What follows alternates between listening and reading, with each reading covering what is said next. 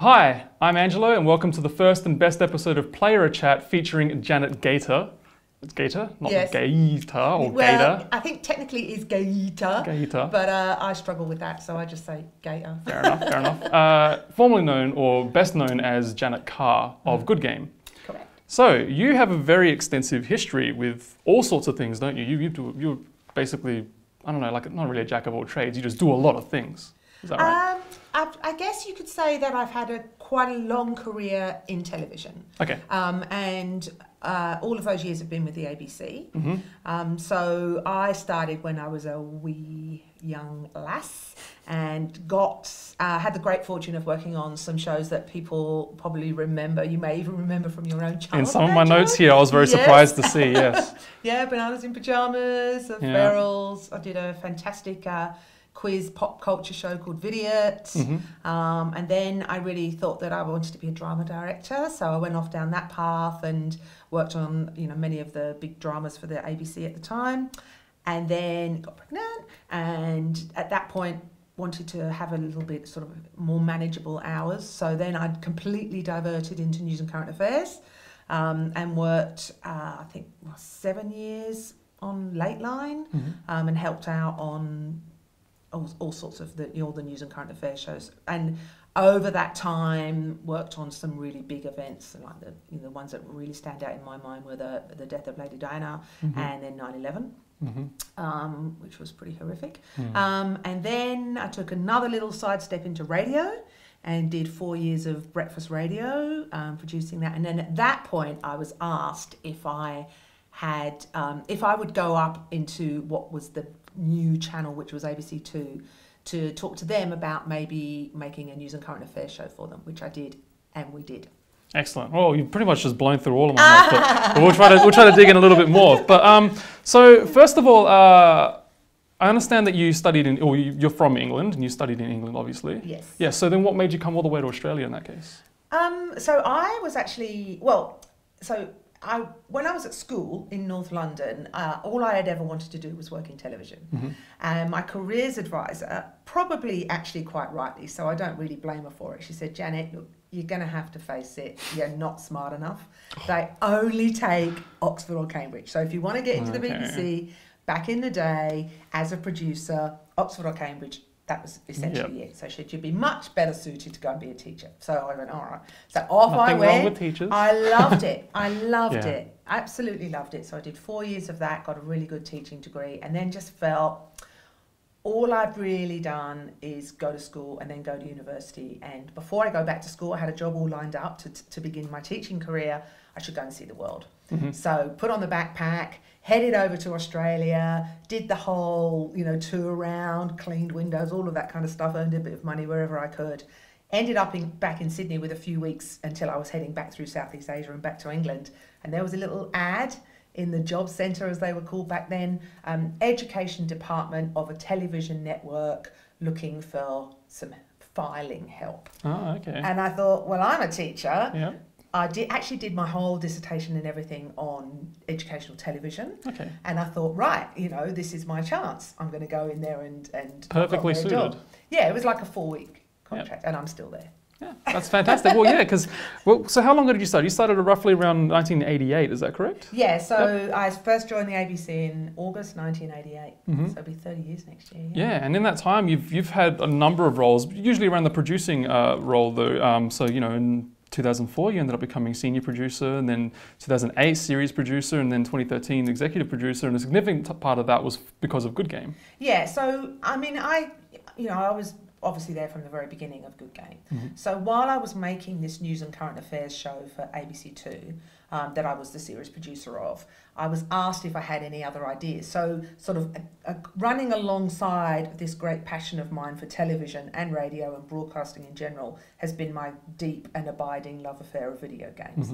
And so they asked me, have I got any other ideas, for any other shows? So of course, all this time I had been much like probably the rest of Australians at the time, mainstream media pretty much ignored us gamers. The dedicated press was fantastic, but mainstream media, it was either sort of sensational, Columbine shooting-y kind of stories, or, oh, you know, the new PlayStation's come out and, oh, shock horror, there's a queue of people wanting one. Yeah, that's right. You know, whereas us as gamers, I could feel it. There was this amazing community.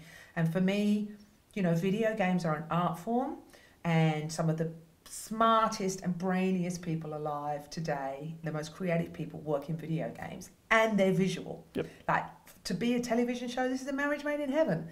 And so I went to the ABC and I said, well, you know, they had a music program at the time, they had a movie review show. I said, you know, video games, we should have a video game show. Absolutely. And, you know, yes, we want to have a bit of reviews, but being, you know, especially coming through all of my news and current affairs stuff, I always wanted to have some analysis of what it meant to be a gamer. What was the history of games? What's the business of games? What are the big movements that are going to come through gaming? And so, you know, to give it that kind of, I guess, sort of ABC edge in a way. And they went, yeah, all right, you know, here's a couple of bucks, go and make us a pilot. Oh, fair enough. So we did. Yeah, it's great because video games is frankly a combination of all the arts, isn't it? I mean, you got music, you got visual, you got I had a whole bunch of others. You got film and all those kinds of things as well. I mean, there's all sorts of different things.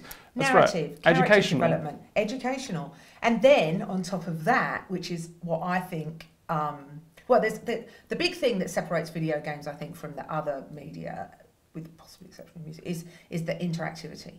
You know, the fact that you have agency as a player.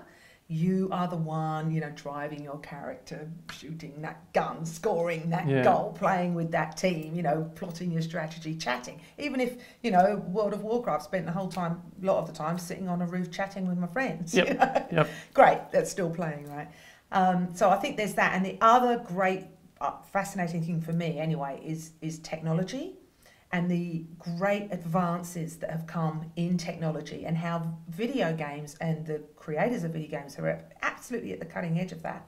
And so, you know, you can see, if you look at the history of video games and the sort of history of, you know, technology and larger memory sizes and faster processing and all of that, you can see how that has directly impacted on the creativity. They complement each other. They do. But there are other mediums that do that. You can argue that for movies, and you can certainly argue that for music. But I think video games are like the perfect example of it. And, you know, the 10 years that we were making good games, just when you think of the advances that we saw in that time, you know, and it was just brilliant to be able to talk about it on national television. Yeah, absolutely. So did you expect Good Game to be a beacon for an Australian audience of gamers in that case when you were starting the show out? Look, you never know. You never know how many people are going to watch. I mean, we did know that there wasn't anything else, you know, really. I mean, you've got to remember, this is, I mean, I think YouTube was around, but not in the form that it is now. Yeah, there just was started no around Twitch. that time. Exactly. So, you know, it was pretty limited what you could actually, you know, watch as a gamer and feel like you were part of a community. And we were playing, like we played a lot of games with a lot of people. And so we were very active in our various communities. And, you know, so we were able to sort of talk about the show in amongst, you know, I remember the ABC sort of marketing people coming to me and going, well, you know, like, you've got to have your show done 6 weeks ahead because, you know, we've got to send it out to TV Week or whatever. And I was like, TV Week? Yeah. Gamers aren't going to read TV Week. That's Don't worry about that. We don't need any of that. Yeah. You know, let us sort it. Let us sort it. But even then, on that day that first episode went to air, we weren't sure. You know, it could have been none at all. And then the forums lit up, you know, the good old days when you had forums attached to your program. You didn't have any social media forums. And then, you know, all these comments started coming through, and we sat there and we were like, oh, so excited. Oh, gosh, people actually watched. And then the download figures came out for the ABC. So this is very early days, before iView. And the ABC used to offer, like, the whole episode that, you know, put it up, and they offered that and The Chaser and a couple of other shows, I think, and Good Game was the most downloaded show. Really? Out of all of them. Ooh, yeah. And so I was getting this message, and in fact, one of my senior bosses thought that we must have hacked it and cheated. Fair enough. You know, like, oh, you games, you cheated. Yeah. I'm like, no, this is fair income. So, yeah, that was really very exciting. It's substantial considering it's a very niche, or considered a very niche topic even still. I mean, like... Yeah, it is, but, you know, a fun factoid for you, but Tuesday night, we chose Tuesday night, or I pressed for Tuesday nights because the WoW servers used to go down for maintenance on a Tuesday night. Do you remember? Yeah. And so we were like, well, and as WoW players, we were like, oh, that's so frustrating. Yep. We'd be able to. We said to the community, it's all right. You've got a show about video games. You can watch. That's instead. very sneaky. That's great. Sneaky. It's still on. Oh, it isn't on anymore, but it stayed on at Tuesday nights for most of its run. That's really interesting. Yeah. So, do you think that a show like Good Game could have, specifically, or would Good Game have survived on a commercial network outside of the ABC? Look, I'm not probably the best person to answer that. Okay. I mean, I think when I think of, the ABC has its there's wonderful things about being on the ABC, and then there are some challenges. And I have to say that, we would get offered lots of lovely, trips, and not that people ever said you can come on this trip and then you have to say what we tell you to say. They were always, no, you're editorially completely independent. Yep. But we were never able to take them. Yeah. And as a pretty sort of, poverty-stricken show, really, in the scheme of things, that was a bit, because we felt like we couldn't really keep up, when the big players were going off to, say, for example, BlizzCon, and we could never cover it because we couldn't ever justify spending that amount of money just to follow Blizzard games, when our brief was a much broader brief than that. Yeah. Plus, you'd be taking half your team over there to shoot and interview and all those kinds of things as well. You know how expensive that is. But the huge plus is no ads, and and complete editorial independence, and that is such a kind of core pillar of the ABC that it was never questioned. And in the whole of the decade that we ran Good Game, I never had anyone accuse us of cash for comment. You just couldn't get any favours with us, It was like if you've got something interesting in your game that we should be talking about, we'll be talking about it. Yep. You don't have to pay us to do it. Yeah. We're gonna do the story or not. Fair enough. Well, then how did that translate to then moving on to a kids show like Spawn Point then? Because you already thought, let's go for the gaming market. Let's segment it even, or not segment it, but let's narrow it down even further and speak directly to children. Yeah. Well, Spawn Point was in my mind within a year of actually starting Good Game because of all of the viewer feedback. Now, that's my big thing about being in the community and engaging with your audience as much as you possibly can. And if you're going to do that, you better listen. Yep. And you better actually take account of what they're saying. And I could tell by much of the feedback that we were getting that it was from quite young audience members. Good Game, we were a M-rated program. So we were talking about adult concepts in games that were clearly made for adults. Yep. And I didn't feel that comfortable about a lot of our younger audience watching that, really. And so I thought, oh my God, there's absolutely a need. And then, the figures started coming out from the Interactive Australia research that, 95% of Australian homes had a gaming device, that I think 92% of 6 to 15-year-olds consider themselves gamers. So took those figures to the ABC and said, please, please, please, can we make especially a version just for kids featuring G and PG rated games. And as I was doing that, the ABC then launched ABC 3. So that was perfect timing. Yep. Exactly. That all the, what's the word? Everything fell into alignment. All the stars aligned. All the stars aligned. Well, it seems to be that way for you, doesn't it? You just happen to come to Australia, perfect job, lined up right there for all your skill sets. Then ABC 2 with Good Game, and then for the kids show as well. That's great. I remember I was in high school. I was in year 12 when Good Game had just started, and I believe it was the second episode of Good Game. It was the one where Junglist and Kapowski went over to Nintendo of Australia and they were trying out the Wii for the first time. Oh, yes. That was the very first episode that I watched. And I watched that about 3 or 4 times online because I was just so ready for that. And just seeing the show just grow and just, more and more was happening with that show. We got new presenters. The production just got, so much bigger and everything was just so much nicer and it got better and better and better. It was so good to watch. So I think it's the thing. It did evolve. I used to say that I liked to add something every year, like a big thing. Yep. So, we got the app. It doesn't exist now, but we got the app. Then we did Spawn Point, then we did the live shows, then we just started Pocket. And it was like, every year you have to keep pushing yourself. You have to keep talking to your audience. You have to keep moving with the times. And if you think about, that decade, all of the new innovations that came in, not just in video games themselves, but in media, just trying to make sure that we were still being relevant to our audience. That was sort of, my kind of core driver, if you like. Yeah. Well, so why did Good Games succeed? Where we had a few other TV shows, like gaming TV shows, and other networks try to get things started, but they didn't sort of have strong enough legs to stand on. Why did Good Games survive, and they didn't? Do you think? Well, I can't really speak for them because I don't know what was going on behind the scenes. But I think our core DNA was that every single person who worked on that program was a gamer. Everyone, and we all played a gazillion different games. So, and if you brought all that together, you felt like you had a really good sense of what where the community was going, what was the new thing, blah, blah. And inevitably someone on the team would be playing it and they'd come in and they'd be... I remember it was Barjo with DayZ. Like he was on DayZ, I don't know when it launched, but, he was playing it really, really early and he kept coming on, DayZ, this. And then, of course, that ended up being certainly one of my most popular or favourite episodes. So I think that was really good. And I think the other thing was that I used to say to Barjo and Hex all the time, they're not acting, like this is them. And it's about truth and heart. And I never, ever, ever wanted either of them to ever have to say anything that they truly hadn't experienced or felt. And, that when you've got the truth and heart, then you've got integrity. And when you've got integrity, that's when a viewer knows that they're getting something truthful and real. And I'm not saying that isn't true for other television programs, because clearly it is, but it was definitely a core part of Good Game. Yep. And I think that made people feel like that they were included, Yep. So, I don't know. Excellent. That makes sense. No, that was a great answer.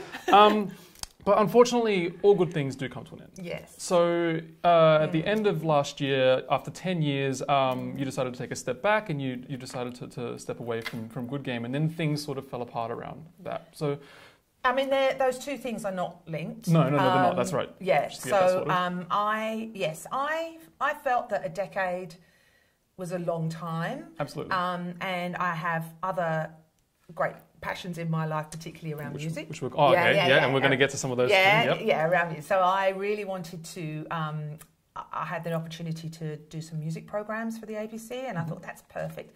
Plus, the team are amazing, and if you sit there too long, it's like.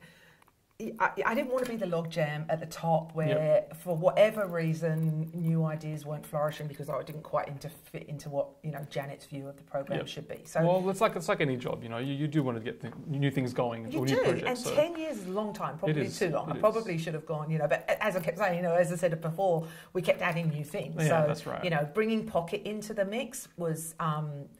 Hugely energising thing for me as a producer, and certainly for the team and for us as a whole unit, being able to put out daily content. So that kind of kept everything really going for me. And I did, it was a really hard decision, but it's like, no, I'm going to step away. And then, of course, Steph and Nick had been, approached by a rival network, and so that was fine. But I still think, be controversial here, but the ABC should have stuck with it. Yep. Well, that's the opinion of many people, and many people have that same opinion. Yeah. So again, there was something I was going to say, and I completely forgot what it was. But so, like we say, you stepping away wasn't a direct result of that. Of the program coming to an end. That's right. So with all intentions, the show was supposed to keep going, wasn't it? Oh man, I had the biggest farewell. They were in such a good place. They had so many plans for the upcoming year. A huge farewell. The industry was there, a beautiful Darren statue, and it was like, oh, this is the perfect way to finish the best decade of my career, anyway. Yeah. And then for all of that to happen, of course, I'm still so sort of desperately sad about it, and I really. I've got a few things I want to go do, but, one of the long-term goals is to get gaming back on the ABC. Yeah, absolutely, yeah. Oh, I mean, Spawn Point's still there, yeah. And Spawn Point's still going strong, still has a good audience going on. Spawn Point's amazing. Yep. It is amazing, and, I think if you absolutely had to track me down and torture me to reveal which one is your favourite children. And you wouldn't, you're not allowed to say which one's your favourite children. But I do have I'm very passionate about younger gamers. And I think it is really important for the ABC to be in that space. And we always had, whilst it's fun and silly and everything, there is always that core thing that underpins everything you do on Spawn Point, which is about making sure that the kids of Australia are playing the best games they possibly can, and that they're investing their time in a good way when they play their video games, and also educating their grown-ups, so trying to alleviate some of the concerns that might be about screen time and, interactive entertainment. So. Yeah, and again, me as a teacher as well, speaking, as a teacher, like I hugely appreciate that there is something for children. Even if, Good Game has gone for adults, that's fine. They can always, source their news elsewhere or things like that. But it's always good to have something where children can sort of, they know where to go for those types of things. Yeah, and it's completely trusted again, right? Yep. So no, I'm so glad it's still there, and it's going from strength to strength, and it will, it will continue to do so. Excellent. Well, that's great to hear. Well, you just mentioned music, so music is also another big passion of yours. So what kind of music things do you do then? You've already mentioned, you've done things for Vidiot, and you also had some things to do with Rage, right? Yeah, so I am the executive producer of Rage. That's right. Yep. So I've looked after Rage for a couple of years now. Love Rage, and then I was actually asked, or I put my hand up for Countdown. Mm-hmm. The good old show back from the 70s and the 80s. Because I'm going to play in a band. Oh, do you? Yeah. See, I didn't even know that. Yeah. Oh, well, excellent. Playing. Fair enough. Inverted commas, but I've got a fun covers band. Oh yeah. What do you play? Keyboard? No. Actually, no, I don't. I sing. Oh, do you? Fantastic. So that is kind of my my biggest sort of stress relief plus. Yeah, absolutely. Playing music feeds the soul, right? Oh yeah, absolutely. As a musician as well, like absolutely. Yeah. Being part of orchestras, performing, just doing things just for yourself, it's great. I just love that collaborative process that you get in music. Yeah. The more you do it, the better you get at it.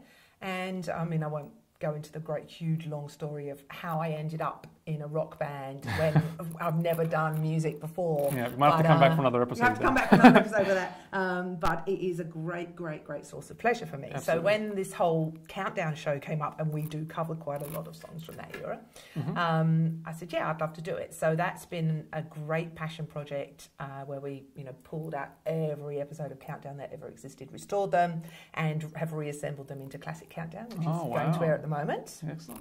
Yeah, sorry? I'll have to watch that. Oh, you have to watch it. Yeah. Oh, yes, you should, especially as a musician. It's good. Yeah. So that's been great. And then there's some other little bits and pieces that are coming out of that. Mm-hmm. And what's been quite interesting, actually, is applying kind of, good game-like principles about wanting to engage an audience with a program that finished on air in 1987. Yep. And is there a way that can happen? And that's been quite an interesting exploration from a producer's point of view. Yeah, fair enough. So, so what other projects do you do then outside of ABC or anything like that? Like, do you do anything else outside of? Yeah. So I was actually, which is another reason why I did need to leave Good Game, but I was approached by the Adelaide Film Festival, who already, they run the Adelaide Film Festival, and that's been going for a number of years. And they wanted to diversify into other forms of screen-based entertainment. And the Amanda Duffy, who's the CEO of that festival and is now the CEO of this festival, rang me up and said, "Oh, Janet, I know you're really big in the gaming technology space, and particularly about engagement with young people. Have you got any ideas of what you would do?" And I was like, "Well, I'd do this, and this." And then she rang me about 6 months later and said, "Well, would you actually like to come and do it?" And I was like, "Yeah," like that just felt like the perfect next step for me, who...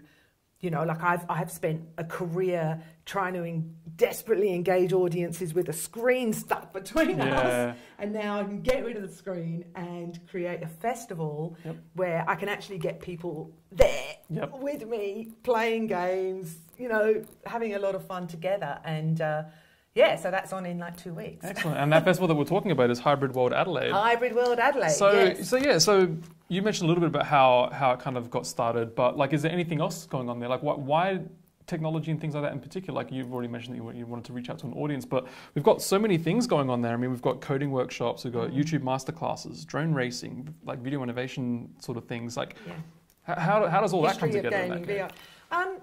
Look, I guess it's because I think if I had my time again, I would work in video games, you know, and I think that a lot of young Australians state that, and I think they're right to state it. Like, you know, the video game or the interactive industries, I mean, you know, the concept of what a game is now is broadened so much. Oh, absolutely. Yeah, and that we're only still really at the baby step stage. This is such an exciting world, such an exciting future. And if I had my time again, I would definitely be going down that path and getting myself some programming skills and getting myself those creative skills that frankly, I really wish I had, and I'm missing the fact that I can't do Photoshop, you know. Oh, yeah. I'm the same. That's why I'm back at uni. So. Yeah, exactly. Well, I'm tempted to do that as well, I'll tell you. So I felt, you know, like with this festival, I want to create or at least offer the opportunity for particularly young Australians, but any Australians of any age, to come and get their hands on with stuff. And to do that, it has to be, you know, low cost, low threat. You know, it's about coming, having fun, getting your hands on, meeting really great educators who can open the door to you. And hopefully, you know, if 20 kids come away from Hybrid World going, wow, I know what I want to do now. You know, I know I want to be a games programmer. I know I want to make music using Ableton. I know I want to be a Twitch streamer. I know I want to be a professional gamer. You know, all of these are actually real life jobs that are there now that weren't there when I was growing up.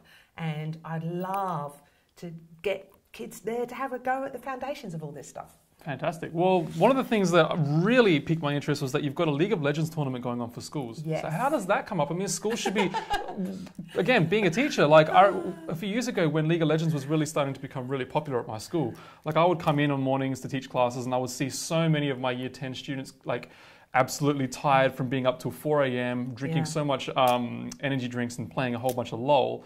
Like, and here we are like putting together a tournament for a lot of these kids. Like, so what's the balance there between approaching schools and saying, hey, we've got a tournament here. Yeah. You know, we're looking for young people to do this and almost encouraging them to do that, you know, within reason. Yeah. Well, I have to say I'm really, really proud of the League of Legends activity that we've got coming at Hybrid World. And there's really like multiple components to it. So the first port of call was Riot themselves, who developed League of Legends. It is the most popular game online. And they have a very young player base, you know, I mean, it's 13 up, but they have a lot of kids in that high school age zone that are playing League of Legends. Plus, it's the kind of game where really solid life skills can come out of playing that game at a good level, right? You know, it's a hard game. It's easy to start playing, but it's so difficult to master, and there's so many different skill sets in there and collaboration and all of this stuff. Plus, they had, you know, the whole esports thing happening. So I had obviously had lots of meetings with them over the years with Good Game. And they told me about their high school initiative where they were tackling head-on, you know, unsociable behaviour with a program about responsible behaviour online, you know. Which is much needed. Which is much needed, exactly. But they hadn't, and they've developed all of the tools, but they hadn't sort of got a lot of headway into the schools.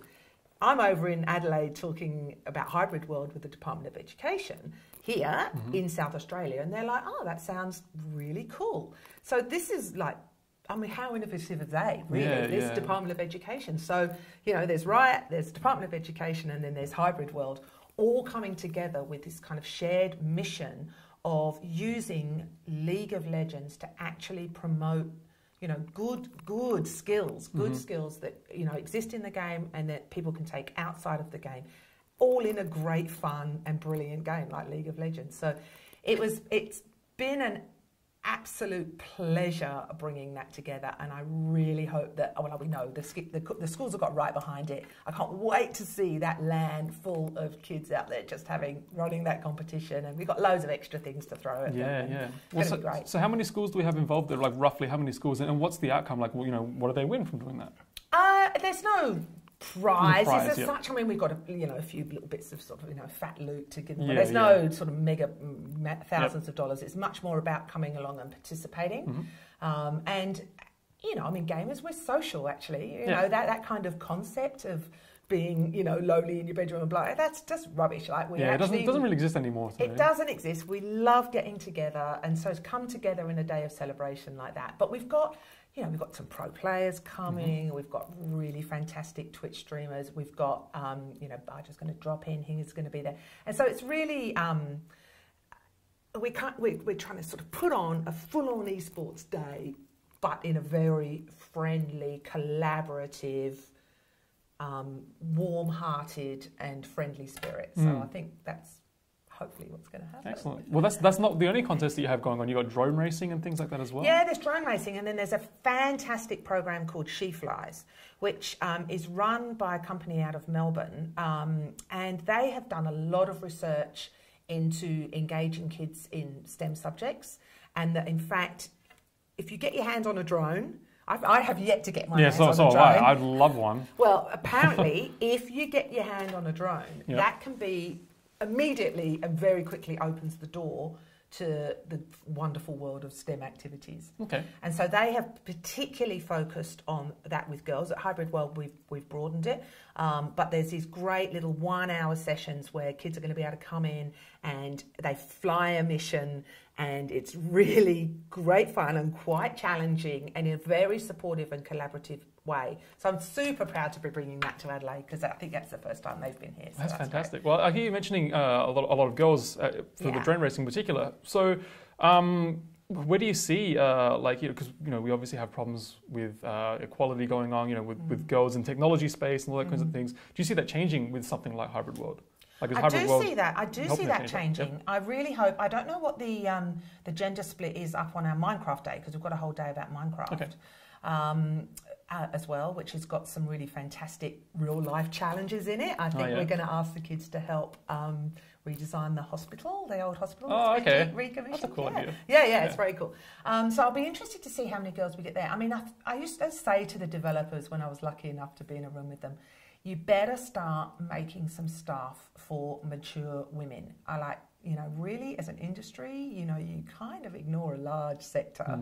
And I know through Spawn Point, when we first started Spawn Point, we used to get a lot of emails saying, I'm a girl gamer, what would be good for me? We just didn't.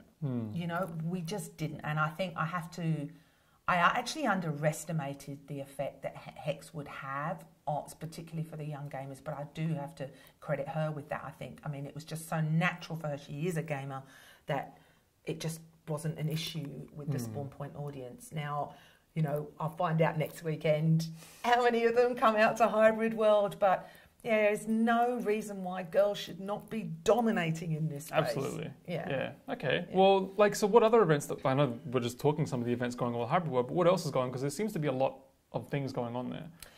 So there's actually like 3 strands to Hybrid World. So there's a conference, which has got some amazing speakers in it, sort of really looking at the amazing innovation in industry and science and biology and fertility. That's really good. So that goes for a day. Then there's an incubator lab strand, which companies have applied for, and then they'll get mentored. And then there's my bit, which is the public program, which is it's free to come out to. Cosplayers are more than welcome. Barjo and Rad are going to be in the cosplay parade. I think Barjo may even come as Sonic. Don't quote me on that. Sonic or Sanic? Sanic. There you go. Yeah. Oh my gosh, I see him on Instagram so many times, just putting up just absolute nonsense. That guy. It's very funny. He is the best. He's a cartoon character of a person. It's fantastic. He is, but that's him. Yeah, that is him. But wow, what energy and what a great joy to be around. He really is. Well, Hybrid World. So it's coming to Adelaide. It's the first time it's the inaugural one in Adelaide. Is it going to be extending to somewhere else, possibly next year, or is it just going to keep returning to Adelaide? Well, fingers crossed it returns to Adelaide. I mean, this is a new concept. It's a new idea. To marry music, video games, drone flying, coding, a conference, all in this one space. It's pretty ambitious.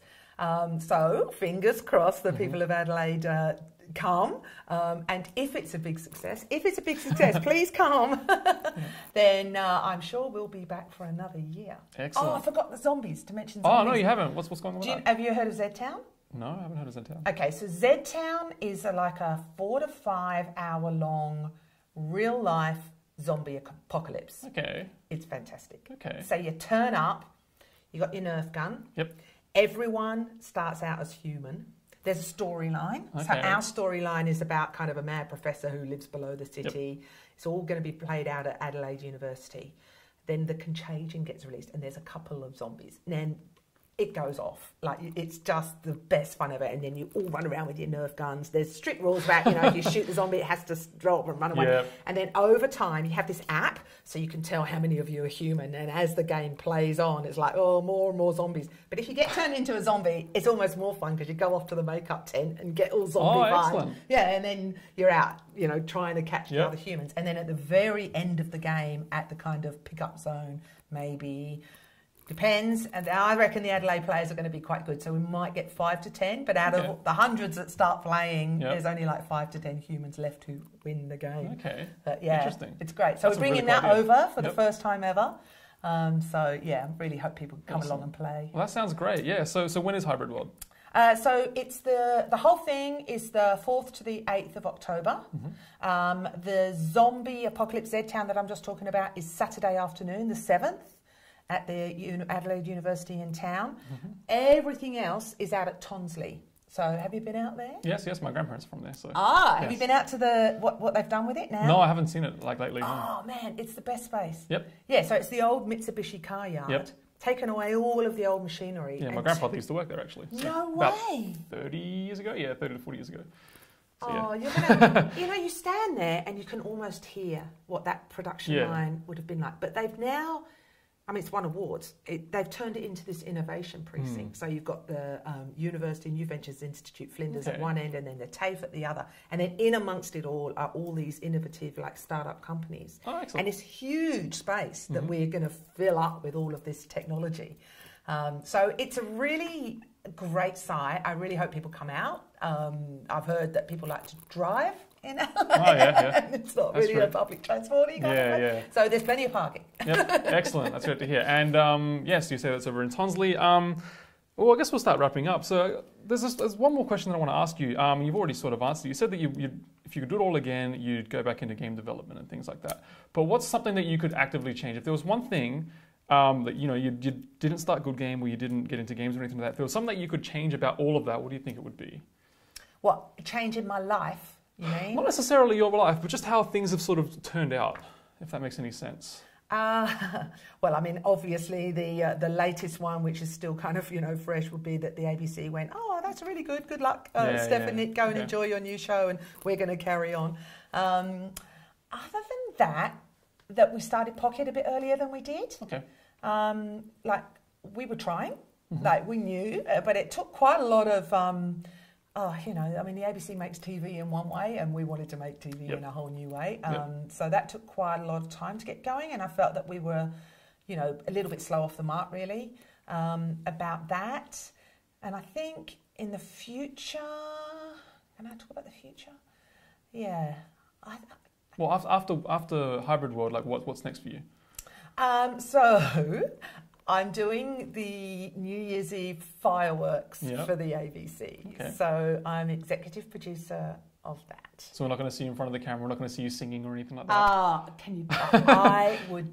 No, I don't think so. I think that would be a guaranteed ratings, bomb. Fair enough. Well, thank you so much for coming all the way over here. You've been a very, very busy person. You've got things to do this week. You've had phone calls. You've got to head straight over to somewhere else for Hybrid World. So I really appreciate you taking the time to come over here and speak to me. I've really enjoyed talking to you. Thank you so much. No worries. Thank you very much, Janet. Thank you. And we'll see you at Hybrid World. Thank you.